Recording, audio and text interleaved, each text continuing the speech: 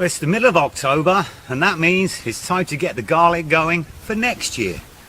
A couple of months ago I stopped at a roadside vegetable stand in the middle of nowhere, and I found these red Russian garlic bulbs. They're fairly large, they look pretty healthy, so I grabbed them. This is what we're going to grow. Also, from the supermarket, I got these soft neck garlic. These are called Colossal, and I'm going to prove to you that you can grow garlic that you bought in a store. The first thing we want to do with the garlic is to split it into cloves. We only want to keep the biggest cloves. The others we can just use in the kitchen. Try and leave as much as the paper skin on it as we can. Now this step is not necessary. It's something that I just like to do. And that is, I like to get them going. I want to see that they are firing. And so I'm going to be checking them for roots over the next couple of weeks. And as soon as I see life, I can transplant them into the garden. And the reason I do that is I want to maximize the space I have in the garden. I don't want to have any gaps if I can help it. But it's not necessary. However, it helps me.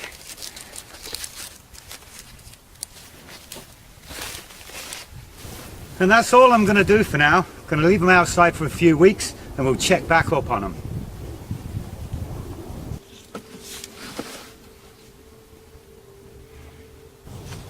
Well, it's been a couple of weeks now and we can see that this has sprouted, and this is the shop bought garlic that we got at the store.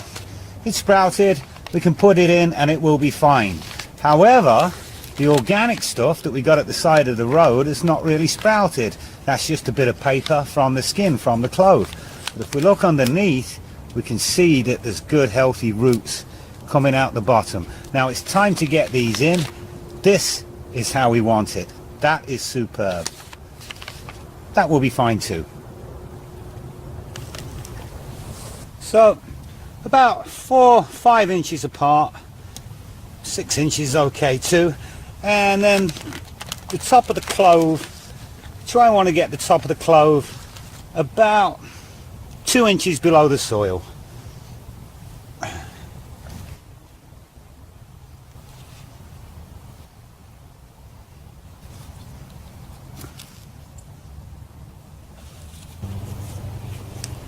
And that's it for now. We'll check in again at Christmas for an update. It's Christmas time, and as always, we've had a thin blanket of snow. We've had some pretty harsh frosts too. The garlic is absolutely fine. The leaves have kind of gone a dark green. That's because of drought. It really is frosty. But everything is fine. We're going to leave it where it is, and we'll come back and we'll take another look at it in, say, March, April time.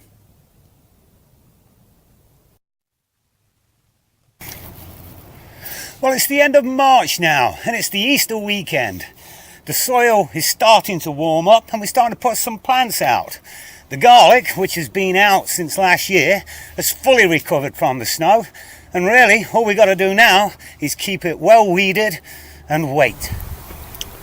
It's now early June, and as you can see, the scapes have formed and they're starting to curl. The end of the leaves are going brown and the bottom leaves are completely brown. Now this is a good indication that the garlic's about ready. I'm going to give this another week or so and then we're going to harvest it. It's been about a month now since the scapes first started to appear on the garlic. They're pointing straight up. I think it's time to crop.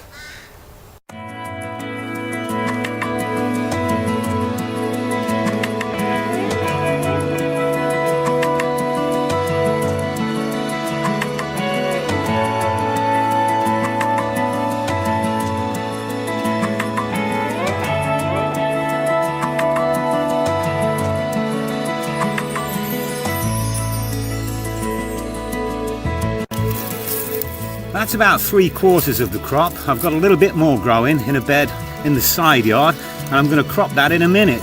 I'm going to get this cleaned up and then we'll take stock of things.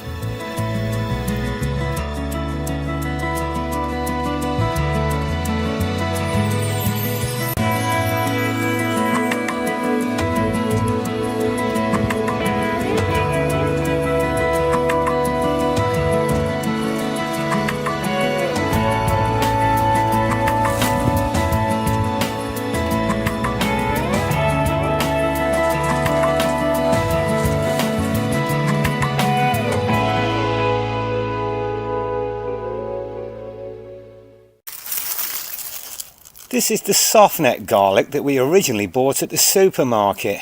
It's not quite as big as the other type, but I don't think anybody's going to grumble about that.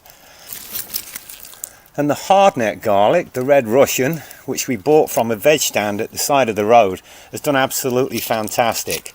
Now, the biggest cloves, I'm going to save them and we're going to be growing those next year.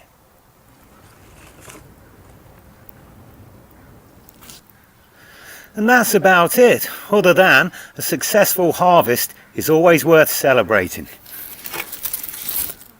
Cheers.